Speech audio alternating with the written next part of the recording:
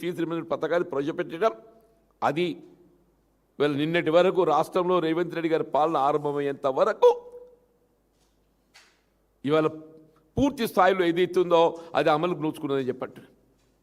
అట్లా వైద్యానికి సంబంధించి కూడా ఆరోగ్యశ్రీ దాన్ని మరింత పటిష్టంగా అమలు చేయాలని పెట్టిన కేసీఆర్ గారు అని చెప్పంటున్నాను.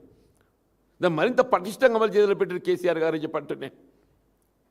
ఇలా తెలంగాణ రాష్ట్రం ఏర్పడ్డ నాడు ఏదైతుందో 10 జిల్లాలతో ఉన్నటువంటి ఒక తెలంగాణ రాష్ట్రాన్ని 23 జిల్లాలు అదనంగా ఏర్పాటు చేసి, అంటే 23 + 10 33 జిల్లాలు ఏర్పాటు చేయడంతో ఏదైతుందో 33 జిల్లాలలో ఇవాళ వైద్య విద్యా కళాశాలలు, 33 జిల్లాలలో వైద్య విద్యా కళాశాలలు, ఈ వైద్య విద్యా కళాశాలలు ఏర్పాటు చేయడంతో ఏదైతుందో ఈ 33 జిల్లా కేంద్రాలలో సూపర్ స్పెషాలిటీ వైద్య విభాగాలు ఏర్పాటు చేయగలిగే అవకాశం, సూపర్ స్పెషాలిటీ వైద్య సేవలు ఏర్పాటు చేయగలిగే అవకాశం పొందడంతో ఎక్కడికక్కడ వైద్య సేవలు ఏదైతుందో నిరుపేద వర్గాలు ఉచితంగా వైద్య సేవలు పొందేటువంటి యొక్క మార్గాన్ని వీళ్ళ కేసీఆర్ గారు ఏదైతుందో మరి ఏర్పాటు చేయడం జరిగిందని చెప్పట్టును.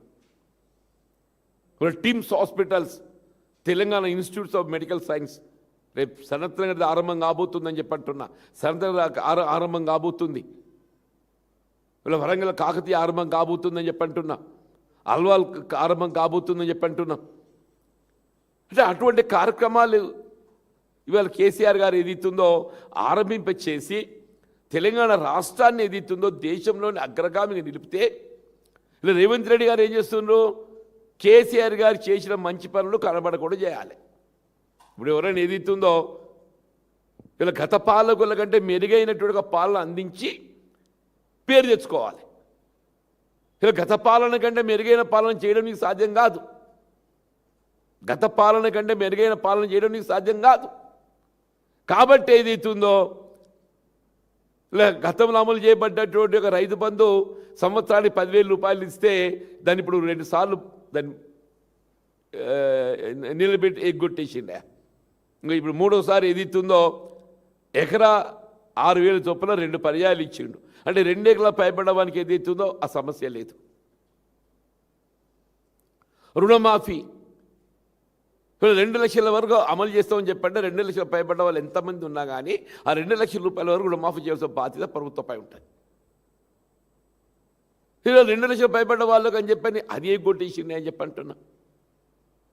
నువ్వు రుణమాఫీ ఎగ్గొట్టేసిండు, రైతులకు పెట్టుబడి కల్పన ఎగ్గొట్టేసిండు. నువ్వు ఏ విధంగా కనీసం చదువు ఇక చదువుకుంటే విద్యార్థులు ఏదైతే ఈ దేశ భవిష్యత్తు, ఈ తెలంగాణ రాష్ట్ర భవిష్యత్తు, అసలు తెలంగాణ రాష్ట్రం ఏర్పాటుకు ఏదైతుందో మూలం ఇలా విద్యార్థులు నిరుద్యోగ యువత అని చెప్పంటున్నా. తెలంగాణ రాష్ట్ర ఏర్పాటు ఉద్యమానికి మూలం ఏదైతుందో విద్యార్థులు నిరుద్యోగ యువత అని చెప్పంటున్నా.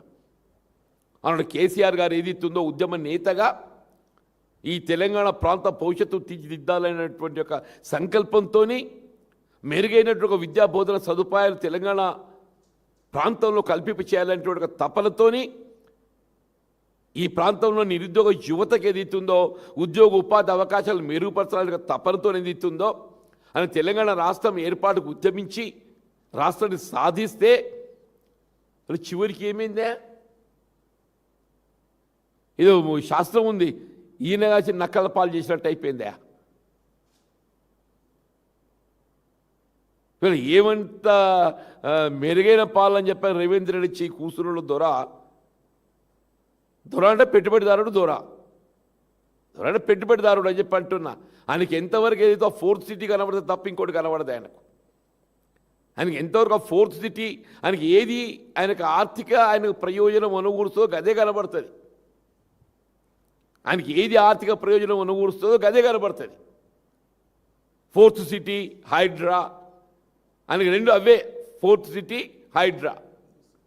తప్పేదైతుందో రాష్ట్రంలో నిరుపేద వర్గాలు కల్పించాల్సిన ఒక విద్యా సదుపాయాలు కల్పించాలనే ఒక భావన లేకపోవడం దురదృష్టం అని చెప్పంటున్నాను.